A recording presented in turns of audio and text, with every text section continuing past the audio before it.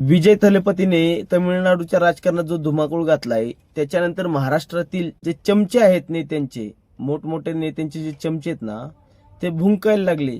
जे विजय थलपतीने 2 वर्षात करून दाखवलं, ते राजसाहेब ठाकरेंना 20 वर्षात करता आलं नाही. तुझ्या काय गोळ्या सटकल्यात का काय?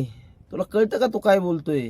अरे याड्या, त्याला जनता तेवढी हुशार लागते रे. जनतेला कळायला पाहिजे कोण आपल्या हक्काचा माणूस आहे, कोण आपल्यासाठी काम करेल. 500 रुपयावरती मत विकणारे आपले बाबासाहेबांनी दिलेला मतदानाचा अधिकार आपण जर पैशांवरती जर बाटल्यांवरती जर विकत असू तर असंच होणार आपल्यासोबत. आपल्या डोळ्यासमोर या महाराष्ट्राचे उद्योगधंदे सगळे गुजरातला गेले. हा महाराष्ट्र मोकळा झाला. एकही भारतीय जनता पार्टीचा माणूस काय बोलला का? मोदी साहेब, आम्ही तुमच्या पक्षात आहोत, परंतु तुम्ही आमच्या महाराष्ट्रासोबत असं करू शकत नाहीत. आमचे उद्योगधंदे तुम्ही गुजरातला घेऊन जाऊ शकत नाही का? कोण काय बोलला नाही? एकही भारतीय जनता पार्टीचा माणूस. ज्या राजसाहेब ठाकरेंवर तुम्ही बोलता ना, या माणसाने कधी मराठी सोडून इतर जे पण राजकारण केलं ना, ते फक्त मराठीसाठी, महाराष्ट्रातील माणसासाठी आणि या मराठी मातीसाठी केले. हे विसरू नका भावांनो.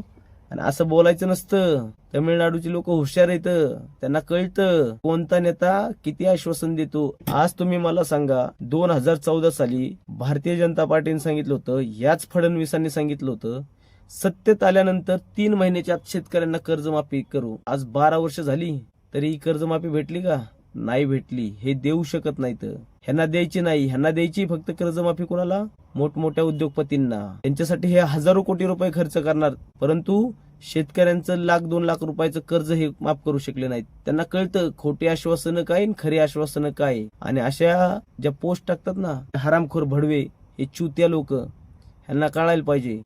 जर खात्रीने सांगतो तुम्हाला, आज जर महाराष्ट्राची जनता जर राजसाहेब ठाकरेंच्या पाठीशी उभी असती तर या महाराष्ट्राकडे वाकड्या नजरेने बघायची कोणाची हिंमत झाली नसती.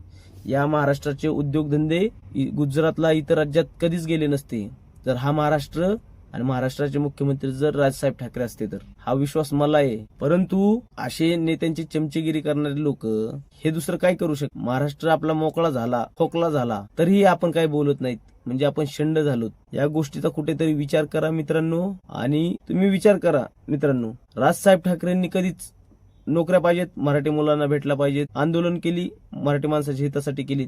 मला एक आंदोलन सांगा किंवा एक मुद्दा सांगा राजसाहेबांचा जो या महाराष्ट्राच्या हितासाठी झाला नाही. त्यांनी एवढी आंदोलन केली, या महाराष्ट्रातील हितासाठी घेत